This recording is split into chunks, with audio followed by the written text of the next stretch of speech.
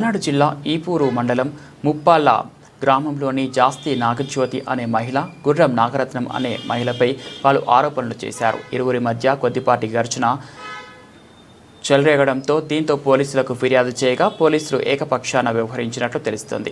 ఈ ఘర్షణ కారణంగా ఆమె భర్తను పలుమార్లు స్టేషన్కు పిలిపించి రోజుల తరబడి కూర్చోబెడుతున్నారని ఆవేదన వ్యక్తం చేశారు. తాము కూడా తెలుగుదేశం పార్టీ అని సభ్యత్వం కార్డు కూడా మీడియా ఎదుట బహిర్గతం చేశారు. గ్రామంలో ఆమెకు వ్యక్తిగత సమస్యలు ఏమీ లేవని వెల్లడించారు.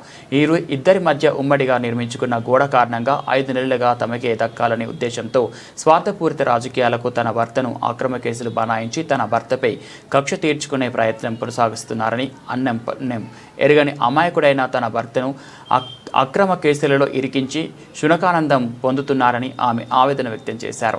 ఈ అక్రమ కేసులకు భయభ్రాంతులకు గురి అయ్యి బలవన్మరణం చెందితే మా కుటుంబానికి పెద్ద దిక్కును కోల్పోతామని జాస్తి నాగజ్యోతి ఆవేదన వ్యక్తం చేశారు.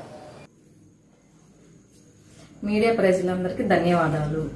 నా పేరు జాస్తి నాగజ్యోతి. ఈపూరు మండలం ముప్పాళ్ళ గ్రామం. మేము కొత్తగా ఇల్లు కట్టుకుంటున్నాము. మా ఇంటి పక్కన గుర్రం నాగరత్నం ఉంది. మాది జాయింట్ గోడ. ఆ జాయింట్ గోడ ఆ ప్లేస్ ఇవ్వలేదని మా మీద తగు ఆడారు. జాయింట్ గోడ అది ఇవ్వమన్నారని మేము ఇవ్వలేదని 5 నెలల క్రితం పెట్టిన గోడ పెయింటింగ్ కూడా వేయించాము. అది ఇవ్వలేదని మా మేన ఈపూరు పోయి కేసు పెట్టారు. ఎస్ఐ ఈరోజు మమ్మల్ని రమ్మన్నారు. మేము వెళ్ళాము.